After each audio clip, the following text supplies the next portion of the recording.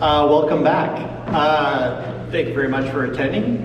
If you didn't catch it yesterday, we did a presentation of our trip riding down to Panama and back. We will be presenting that again tomorrow. It will be somewhat different because we wing it every time. If you didn't catch any of that, I'm Scott. This is Stephanie. We just did a trip to Panama and back, and on the way back we stopped in at the California Horizons Unlimited. We were invited to go to that. We thought it would be really cool. It was really small and intimate, and everyone got to meet each other and talk quite candidly. And because we were still on that trip, we were buzzing, and everyone said, "Man, you guys, your stories are so cool, and you should really present." And it's really neat to hear you talk about all your failures or the things that you struggled through, and it seemed a lot more authentic to them. So they said it would really be interesting to talk about how you overcame or learned to deal with mistakes you were making along the way. So this is kind of our idea to, everyone works through things differently. Some people are pillars of strength, other people hang on each other for stability and security. But just like I was saying a moment ago, every skill we develop as a human being doesn't necessarily come to us naturally. Like something as simple as a tire repair. If you've never done one before, it's incredibly stressful and you don't know what to do. Once you've done 10 of them, it's easy. I know exactly where all the tools are. And on my trip, actually, after tire flat number 6, we were timing it for laps. But we didn't have the skill sets for a long trip. We didn't realize it. We'd done a lot of shorter trips. We did a really cool trip in Sri Lanka. We did 2 trips to Vietnam, and I've been riding motorcycles forever. And it didn't occur to you or to me at all that a long trip has totally different hurdles to get through it, and they come to you so slowly you don't even notice them. So this is our take on the realities we learned on our trip, our first big adventure. Yeah, so previously we had pretty much done trips of like 2 weeks here and there. I think there was 2018 where we managed to get like 8 weeks away throughout the year, but they were always like 2 week, 2 week, 2 week. And then you just embark in 7 months and see where that takes us. So definitely not always easy. So this slide represents, this is what you expect. You go away on a trip and everything's going to be super magnificent, and there will be gorgeous sunsets every night, and we're going to be smiling all the time, and then unfortunately that isn't reality. This is more like reality. This is the first day in Mexico. Stephanie had already crashed twice. I think this was my second crash of the day. We had misnegotiated a navigational point and ended up missing the turnoff into this little canyon we were supposed to go up to this really cool hot springs that was referred to us by a friend, because apparently I didn't know that waypoints could float across your phone. Apparently they do that when you move it. So essentially the waypoint kept moving with the background, but we didn't realize that. So anyway, we were super tired, it was super late, and I whiskey throttled through some deep, deep sand and ended up driving right over that rock. It was kind of a cool picture though. And just to complete the story, we ended up in this campground and it's getting dark, and we arrive and there's these people sitting up on the cliff, and this lady comes down and she's like, "Oh, can I help you?" And I was like, "Yeah, we're looking for a place to camp for the night." And she's like, "Oh, do you have a reservation?" And I'm like, "Reservation? No." Like, we're pretty much in the middle of nowhere, and we didn't really know where we were going other than this dot on our map. And she's like, "Well, let me see what we can do." So we head into the campground a little more, and there's the campground keeper. And I swear he's like standing there like this, eating meat on a stick, with this like, "What are you doing here? You're disturbing my peace" look. And I was like, "We just need a place to pitch a tent for the night." And anyways, we were having difficulties communicating because he didn't speak much English, and it was my first day in Mexico and my Spanish hadn't kicked in completely yet. And then he just storms off. And I'm like, "Okay." And thankfully he came back with this wonderful gentleman named Ramiro. And Ramiro lives in San Diego with his family, and he speaks great English, and he's been going to this campground for like 25 years. Anyways, he managed to negotiate a camp spot for us, which was probably the most expensive camping we've ever done. Ever. $70 US, but let me tell you, it was worth it. Each campground, had a private hot spring pool, and when we got there it was dark, and then we were blessed with this amazing sunrise over the canyon in the morning, and it was all worth it. But apparently they get really busy during the weekend from families coming from Mexicali and such. So yeah, because we had arrived on a Thursday. Thursday night it was okay. Promised to leave, they let us stay. Yep. So, stress and anxiety. There's obviously a lot of stuff going on when you're on the road, and we're going to talk about some of these things. Well, let's do them in order. Things that you don't expect to see while you're traveling. Unfortunately, on our adventure, we witnessed several fatalities. The first one occurred on our way into Cabo San Lucas. We arrived shortly after a woman had stepped into traffic and was run over. It caused all kinds of mayhem, but it really did bum us out. You have to be prepared. How are you going to deal with moments that are really not pleasant? And they just, unless you deal with them, they build up. So that was one of the big things. We put in FOMO. Before we left, I had a conversation with Stephanie. It says, we could have 1,000,000 years and $1 billion and we will not see everything. We need to decide that whatever we do see on this trip or whatever we're capable of doing, this is what we enjoy and this is it. But there's still an element of, I absolutely positively want to do this thing. And the universe says, Murphy goes, no, you're not going to do that one thing. And you have to be able to let it go. You have to be flexible. But that fear of, that volcano, like Stephanie's biggest ambition on the entire trip was to climb a volcano and see the sunrise. And we got gypped out of that, like on numerous occasions. And I don't know, maybe Murphy was working on my side because I didn't want to get up that early and climb a mountain. So I'm strong with the force in that one. But there's always something you're going to miss out on. So you got to let it go. Otherwise it'll bum you out. Also in the FOMO thing, you got to realize, so often you're like, oh my gosh, I'm in this amazing place and I really want to go see things, whereas your body might be like, oh, you should really rest for the day or something. So it's really hard to find that balance throughout. Because in a 2-week vacation, you can go, and then you'll have 2 weeks at home to recover. But when you're 3 or 4 months into a trip and you every day going, we can't miss this, we have to run every day, it depletes you to the point where you don't function. So. The next thing we're going to talk about is fear-mongering, and Susan did touch on this a little bit this morning. We always like to joke, no matter where you are, the next place you're going is always more dangerous. So you're here and people are like, oh my God, the States is so dangerous. And then you're in the States and they're like, oh my God, Mexico, be careful in Mexico. And then it just goes on and on. Be careful in Guatemala and El Salvador and Honduras. The boogeyman never lives here. He always lives lives down there. And what we discovered is we never found him. Even if you were here for the previous video when the guy with the rope, they weren't robbing us, they were asking for too much money for what we thought was fair. But they never said we want all your money. So I was never actually afraid for my life, I was more just annoyed. And they certainly didn't want to hurt us. They were actually, it appeared to be more scared of us because when I stepped off the bike in all my gear, that's when the shovel got picked up. So he was just, actually psychologically, I think he was defending himself from the imminent attack of a crazy tourist. So. Another thing we really struggled with keeping up with was creating content. So we YouTubed the whole adventure, and like we mentioned yesterday, each video we edit is like 6 to 8 hours of work. So all of our downtime that we spent throughout the trip was always spent editing. So the whole trip was 7 months.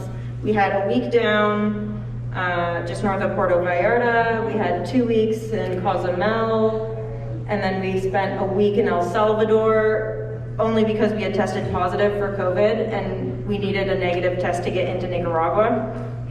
So we had to wait that out. And those are pretty much the only times we weren't moving every day. So like all those days where we weren't moving, we were behind the computer, editing, trying to get all that stuff out. So a strategy we came up with towards the end of the trip is you don't need to go all that far as long as you're making some kind of progress. And then sometimes we decided, no progress is fine. we set up a silly timeline that we wanted to be back in Canada by late spring in order to do another trip across Canada. And I think the worst thing you can ever do when you do a long trip is put a deadline or any kind of agenda or even a destination beyond a day. We were saying a strategy we came up with to decrease that was we never planned farther than that next evening. And that we'll get into that, I think, with a little bit later. All right, next thing is parking. So obviously you're on this motorcycle, you want it to be secure. We also don't have like hard lockable luggage. So whenever we leave it somewhere, ideally we wouldn't leave it somewhere, especially all loaded up. And finding secure parking was always like, I'd always click parking when searching for hotels. And sometimes they say they've got parking, they don't have parking, and it's a whole rigmarole. So let's take a look. The reality is there's nothing you can really do other than throw a lock on something and ask someone to watch it and hope for the best. But our ritual every evening generally is, which is all we're concerned about, we go see at night. Yeah. Prepare is the last time we see them. Here we go, downstairs.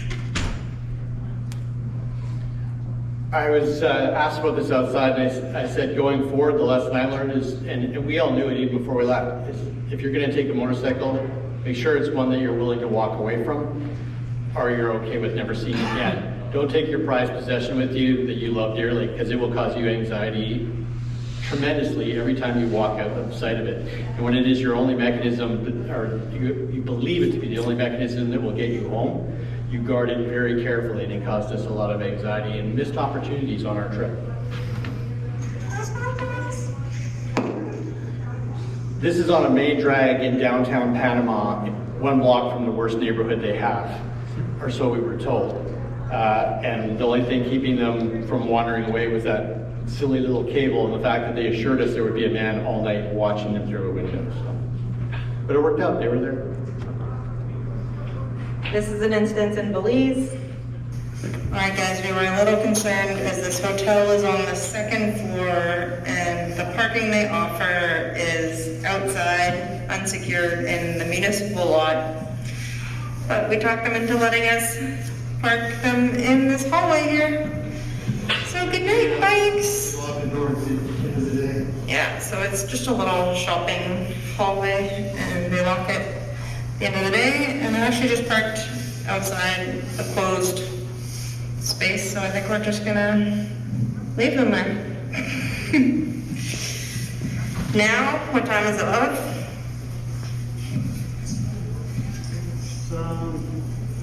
Time for some food. Definitely time for some food. 5:10. 5:10. Good walk. That could actually be tied to fear mongering, because everyone said, be very careful, they're going to steal your stuff. But in the end, no one did. I hope they weren't too lonely here in this dark corner of the parking lot, but they're still here, which is yay!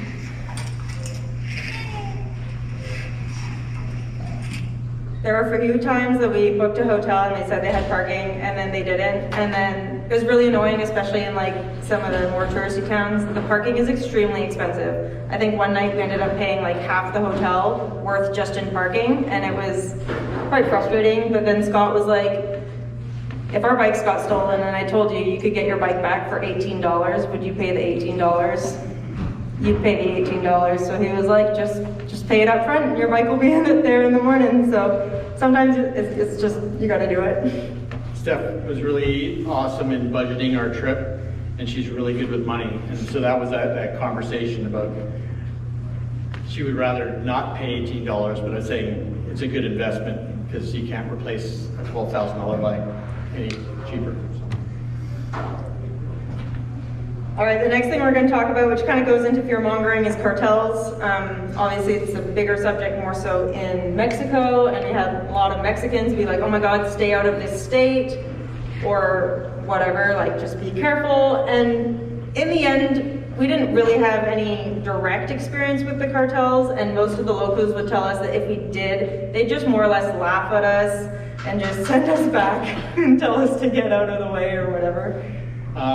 Yeah, there's lots of different information out there. We were lucky that it never really impacted us. We stayed with a friend in Los Oyalis, and apparently a good friend, a gentleman that they knew rather well just down the roadway from them, about half a block from their house. He did some dodgy stuff, so they came by and shot him in the face. And I'm going, what? He goes, yeah, but just don't do dodgy stuff and they won't touch you. It's actually a weird mentality in Mexico that the cartel are actually better at enforcing law than the police are. Because trust me, when you know you're stepped on across the line and you're doing something dodgy and there's someone who's going to come to your house and shoot you in the face, you don't do dodgy stuff. So this next little clip is, we were having some difficulties navigating, and right as we passed this next scene, our GPS was telling us to go off down this dirt road instead of staying on the pavement. So we had all sorts of things going through our heads.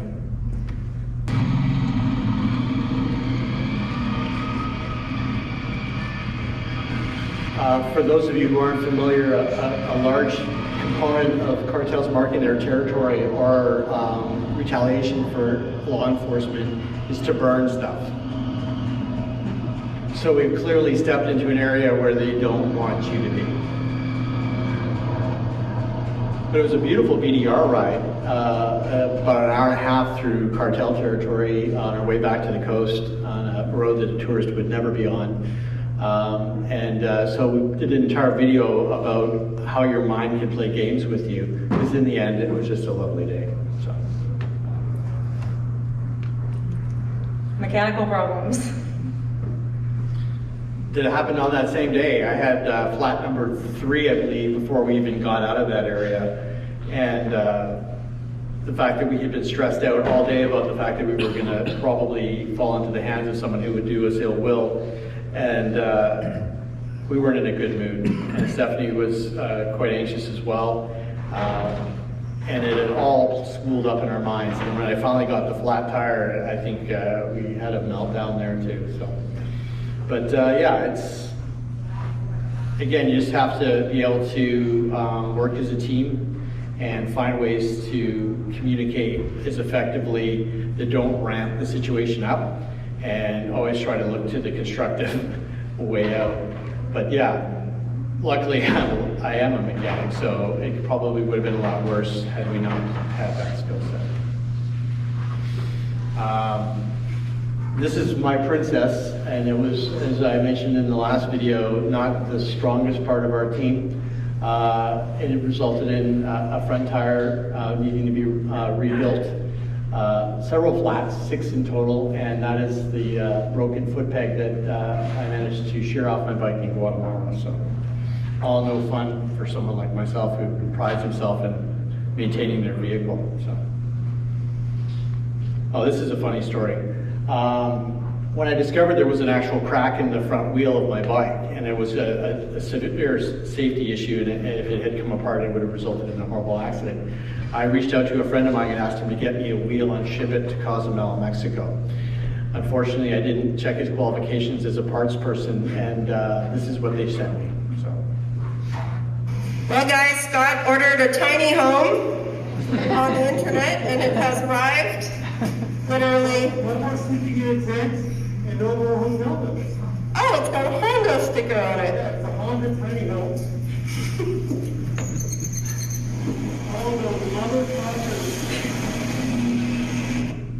Anyway, a wheel set usually comes with a hub, spokes, and you can just bolt it on your motorcycle. I got just the rim, which resulted in having to true and rebuild an entire wheel. And when you don't have a truing stand, a spoke wrench, or any other tools, it's kind of a little bit of a surprise. So I carried that rim with me all the way to Costa Rica until I actually found a gentleman who was willing to help me rebuild the wheel. So. Willing to, and that we could trust to do it right. Yeah. The language. So obviously, being in a country where you don't speak the language, it does help to speak some of it. But I feel like even though my Spanish levels were decent and I could get by, it's just a lot of brain power that you're like constantly using, and you just can't just roll into conversation, or especially like at borders when you're having difficulties, it's hard to, you know, just naturally be able to communicate with these people. So I think that's definitely one of the things that adds to the stress and the anxiety of the whole long trip. Scott doesn't speak much Spanish. I actually didn't find those moments terribly stressful because I usually would go, look at that. So that's one thing we worked on. Then this next clip is some fun times to do with COVID. Guys, we are almost through Belize. Just waiting for our COVID results. And then we'll head over there to immigration. Fun times. Belize actually does their own COVID testing. They don't count on anyone else to do. You actually get there, sit down, and they do the test, and then you wait for your results, and then if you fail, then they kick you out of the country. Being an empathetic individual, the reason this was so stressful is the person directly before us, a very lovely young couple who looked like they were on their honeymoon from Israel, discovered that he failed his test, and all of their plans just evaporated right in front of their eyes, and I almost felt like I was going to cry for the dude. I've never seen such utter disappointment in my life. And yeah, it's just a reality of the modern world, and when you're traveling during COVID, and every border crossing had different rules. Actually, it was funny watching Nora Lee from Itchy Boots the other day. She got so wrapped up in the fact that she hadn't imported her bike properly into El Salvador that she completely forgot to get tested to get out of that country. So it's like the rules seem to change every day. We got into Guatemala 10 days before they put in their mandatory testing, which led to a funny story where a friend of ours, Walt, who arrived again 10 days before that, was misled into believing he had to be tested, and they were willing to do it behind the truck, just out in the parking lot for $80 US. And we laughed at Walt pretty hard. He goes, the sign was right on the door that you didn't need to get tested. So. And it was definitely interesting to see, like, throughout the different countries, which countries took it differently. Mexico pretty much, like, they cared, but they didn't care. To get into Mexico, you didn't have to be vaccinated and you didn't have to get tested. So there were tons of tourists in Mexico. You wore your mask indoors and all that kind of stuff. Belize and Panama, it was illegal to not be wearing your mask at any time outdoors. So whenever you're walking in the street, at the beach, everyone had to be masked up. Panama was also the only country that, unless you had your booster shot, they didn't consider you vaccinated. So it was just like all the time, just checking all these different things, changing, yeah, like you said, daily. Daily, you had to do your homework to make sure it was up to date, and there was still a chance you would arrive and be given misinformation. So. That's us at border crossing, stressful times, waiting, patience, paperwork. I mean, the beauty of it is whenever you come to the border, plan to spend the whole day there, and you're always relieved when it's only been 2 or 3 hours. Stepping back into that empathy reality, I'm going to discuss our little friend here. We love dogs. One of our mottos is pet all the dogs. Had we taken not our motorcycles, we're pretty sure we would have come back with at least 4 dogs. Some were legitimately offered to us, and others just looked like they really needed rescuing. And it's really hard to walk away from an animal in distress down there. This one we actually took to a small store where they looked like they sold dog food, and that they had empathy for animals, and they led us to believe that they would take care of that dog. So they're everywhere. Stray dogs all over Mexico and Central America. And then another thing is really hot down there, so it was hard to stay hydrated. I don't like wearing a knapsack on my back, so you can't just sip and as you're riding away and stuff. So just like keeping up the fluids, and because it obviously helps with your cognitive and all that kind of stuff. Staying on top of hydration, definitely key.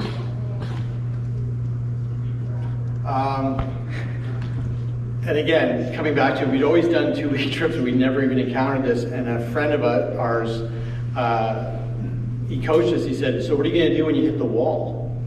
We said, "The wall." He said, "Yeah, the one where you're done, where you don't want to go forward." And strangely enough, we actually videoed us hitting that wall. So. Well, guys, it is just after 3. We are at the lake of Quatapan, something like that, just outside of St. Anna. It's been a pretty lazy day, but also somewhat eventful. I think we're hitting a wall. We're getting burnt out. I'm having anxiety bad. That's really not great to deal with, but I guess that's part of what goes with what we're doing. So we have to figure out how to chill a little. I'm trying to remember which one of our friends said you're gonna hit a wall, and they were absolutely right. We haven't covered hardly any miles at all in the last 2 or 3 days, and it's getting harder and harder to want to actually go anywhere or know even where to go. Yeah. And I just want to like lie in bed all day. Gracias. So we're a little premature for our next stop, rest break, but I think it never really beat the cold we got in. Yeah, we've both Cozumel. still been coughing quite a bit since our cold in Cozumel, and it looks like it's turning back into more than a cough for Scott anyways right now. It's like round 2. I mean, we've had several COVID tests, and we're definitely don't have COVID, but Our bodies are tired. yeah, it's riding in the heat, and it's hard to say. There was a lot of stress involved in our mountain pass in Lakewood. Not feeling great about what I did to my bike. Really not feeling great about the fact that it needs a lot of love, and every day is just putting it aside and running it as it is. It hasn't even been washed actually, and Yeah, so we're at a hospital. We may or may not spend the night here. If we don't, we're going to go camping in the mountain is the plan. We'll stop for lunch. You guys have lunch?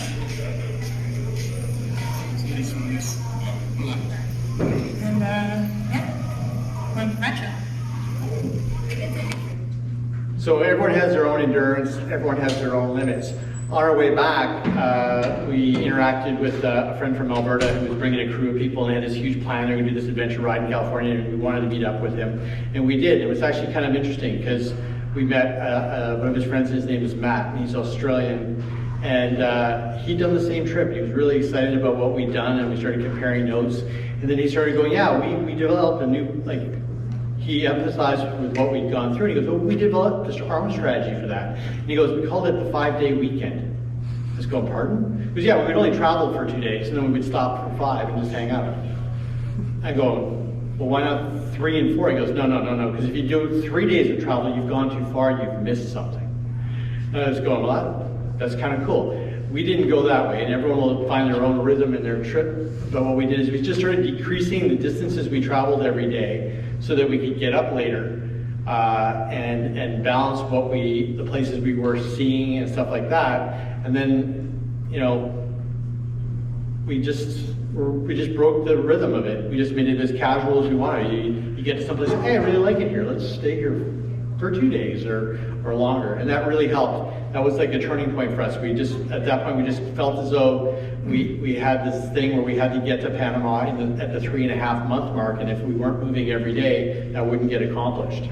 And I think that's a real killer of the fun of a trip is to have a regimented formula of moving along when your body is tired or when you need rest, and you should be listening to yourself with some intuition as to, no, let's just hang out here.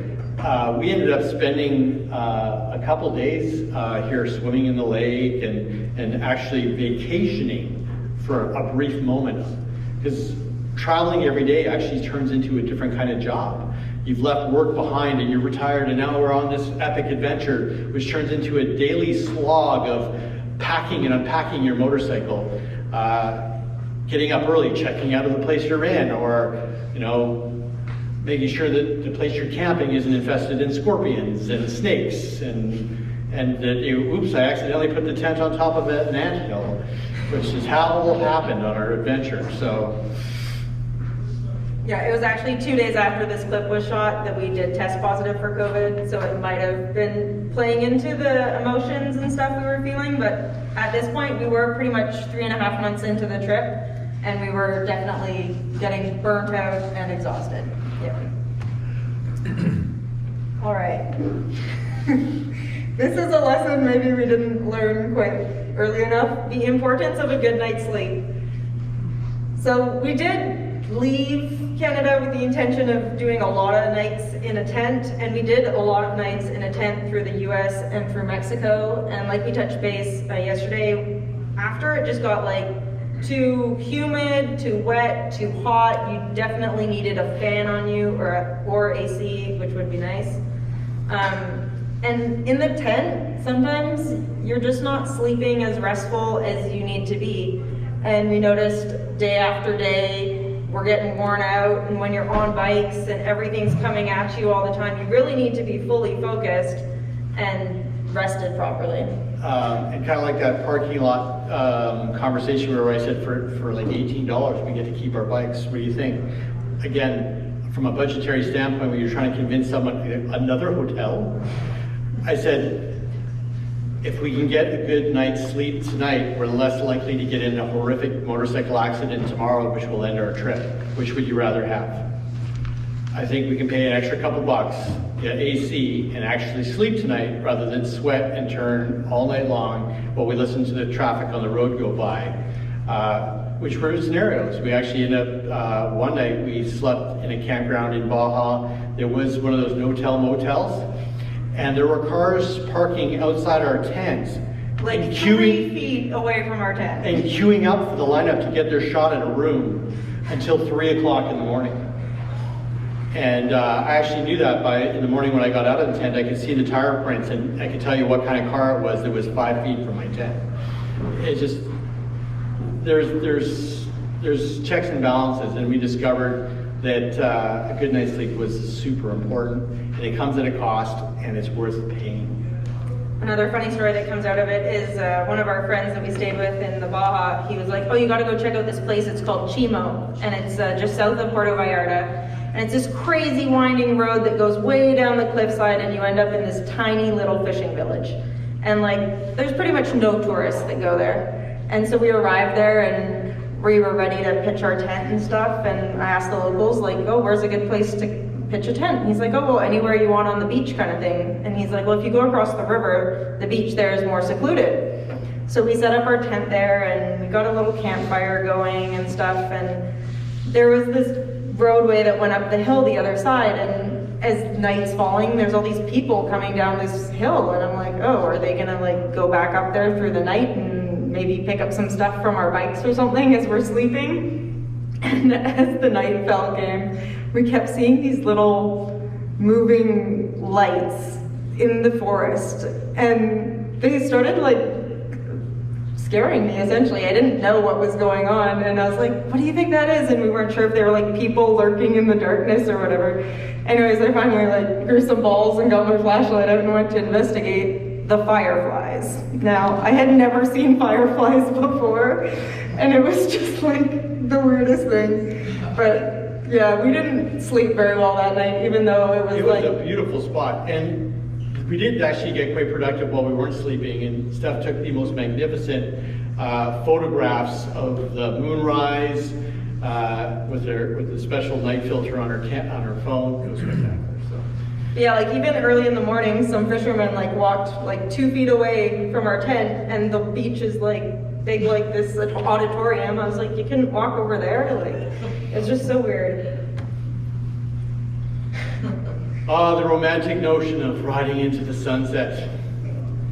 That can bring a whole world of concern as well, because when you promise yourself you're not going to ride after dark, and you haven't reached your destination and you actually don't even know where you're going to end up, nightfall is actually not as romantic as you'd like it to be. So that's where we discovered, we kept running into this problem of we were on the road too long, our ambition was to go too far, we hadn't made a commitment to where we were going to stay. These things all created anxiety. So our strategy we developed was that, again, we would have a target for the end of every day. Usually it was a reservation or a campground that we knew had vacancies to take us. And on one occasion when that didn't work out, we just grabbed the first tenting spot we could, informed the people where we were supposed to be at, using our sat navigation rescue beacon that we weren't coming, and it just worked out. So you gotta be flexible, and at the same time, it's best to have a plan for the next day, and that's what worked for us. It works really well when you don't go looking for a place after dark to stay in a town you've never been to. It creates all kinds of arguments because you usually show up hungry, and then the hangry gets in, and then you start yelling at each other for no apparent reason. So. We also didn't have like SIM cards or anything, so it wasn't easy to like search on the internet. So like this photo was actually that night we rode into Cabo, and we're rewarded with a fatality on the road. And then it was dark, and we tried one hotel, and it was booked, and then we tried the next hotel, and then the traffic was all chaotic, and it was just like, we were like, okay, we need to fix this. And like, just acknowledging that, hey, this is a pattern, and it's not working for us, and be like, hey, let's start, tomorrow we're gonna stay here, and make, like, having a destination for the end of the day, and just knowing the distances you're gonna cover and stuff, is really helpful. And as we've touched on a little bit, having a flexible schedule, being able to listen to your body and being like, hey, let's stay here for a few days, we're exhausted, we need to chill out. Super important. And it also really helps in our presentation from yesterday, we talked about taking invitations and suggestions. Like when you stay in hostels, you get really great information and you may go, oh God, we were definitely going here. And then you find out you really didn't want to go there, you wanted to go somewhere else.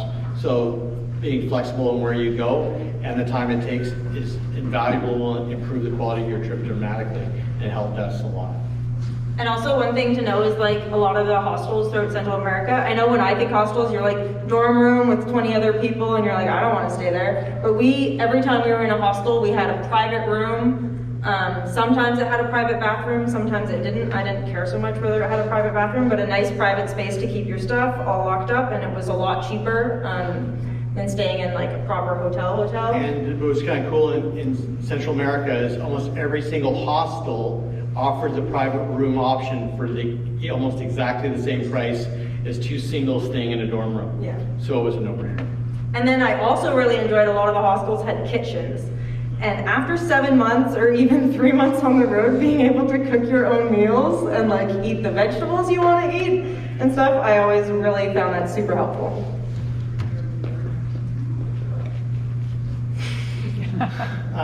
It's great when you stay at places and they remind you of the simple things. And a good friend listens to your adventure, and a best friend makes them with you.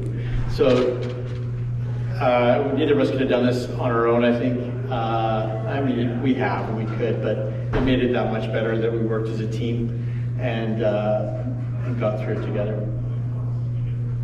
So we hope this was helpful. Maybe you might have some questions. Or want to share some ideas that you've had in your adventures to manage your stress or anxiety, or have you ever even experienced the 90-day hit in the wall in your travel exploits and have found ways through it that you want to share? I know this lovely couple here spent 5 months in a van in Mexico.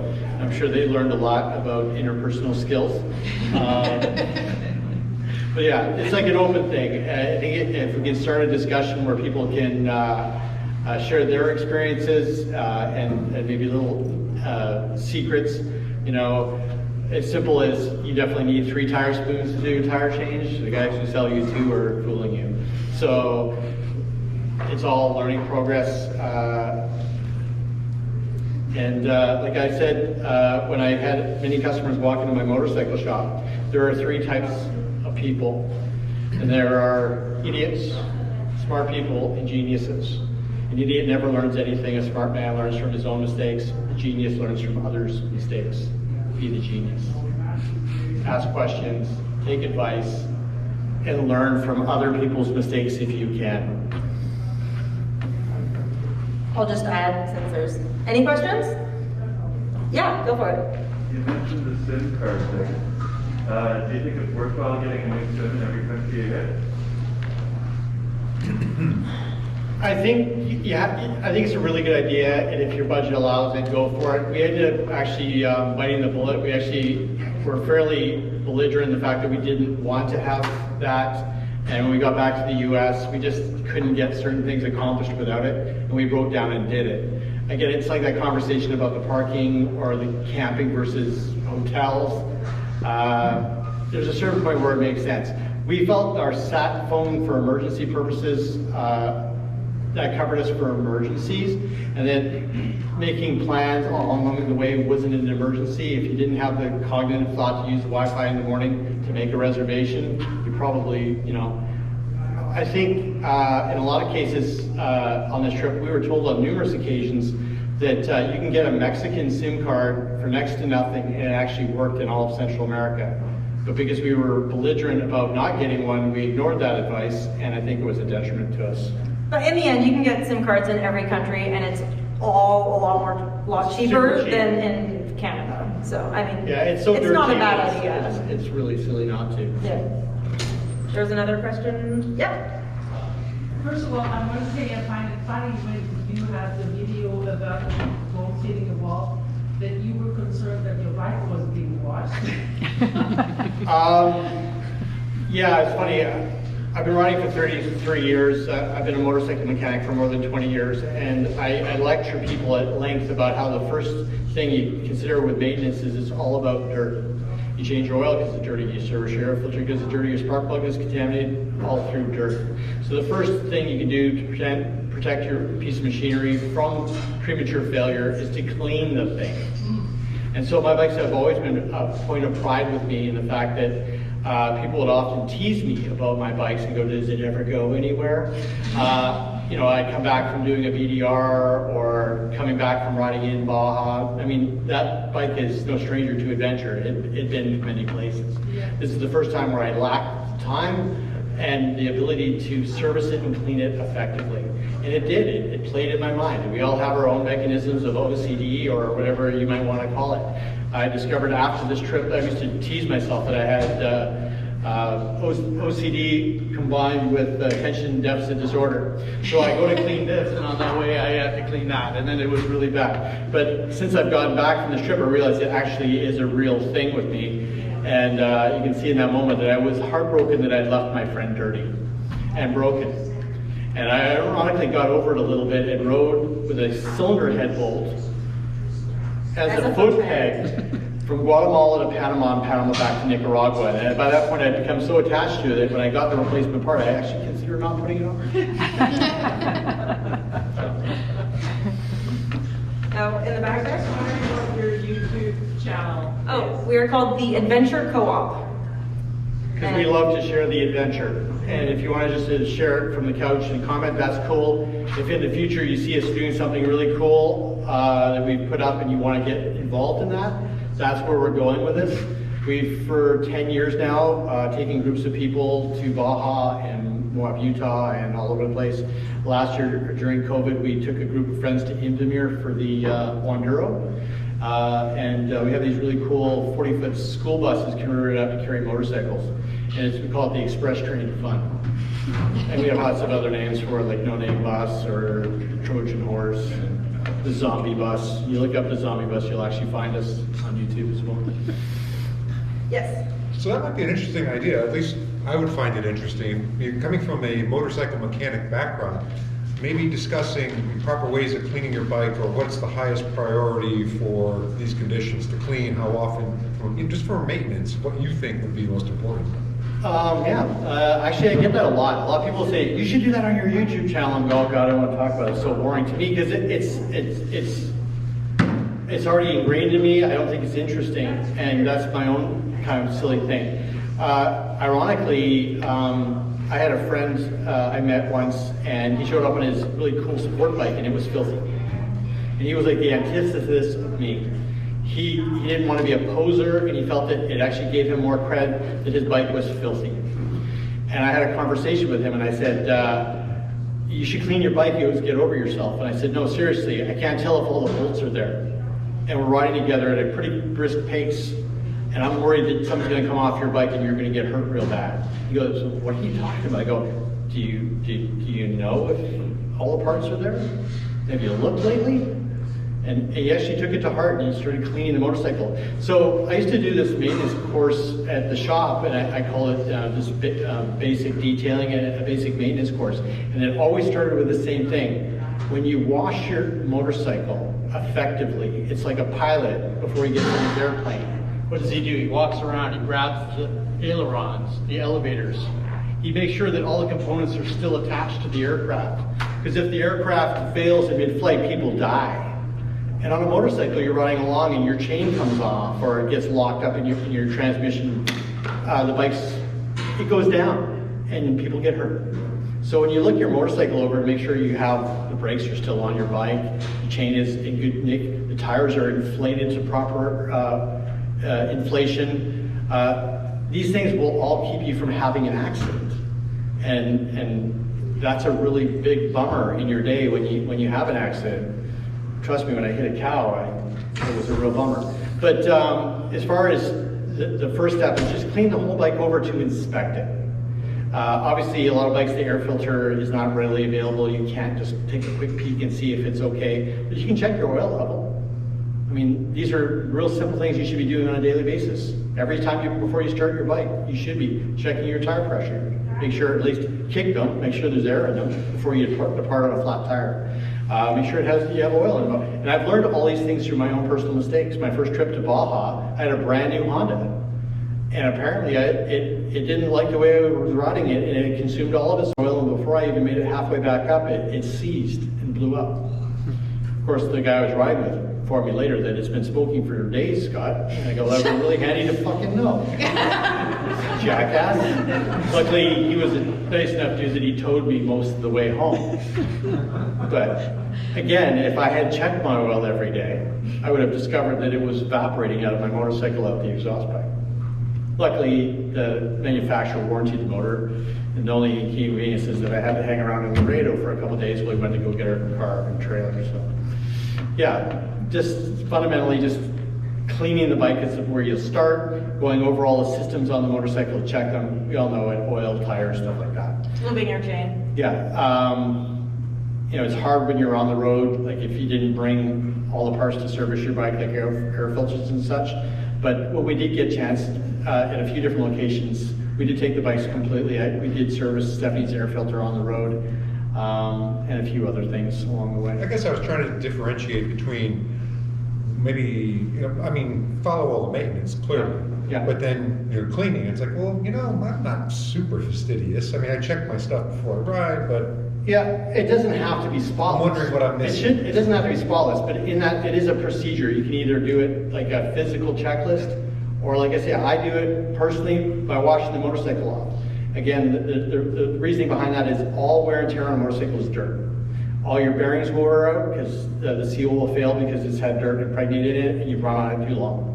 So it'll prevent wheel bearing failures if you keep the areas around the wheel bearing seals clean. Everything wears out because of dirt. So the less time there's dirt on your motorcycle, the longer it will last and the less failures you'll have. I mean, that doesn't stop you pounding the crap out of the front wheel by going too fast in rocks. Anyways, thank you very much. If you have any more questions, come find us.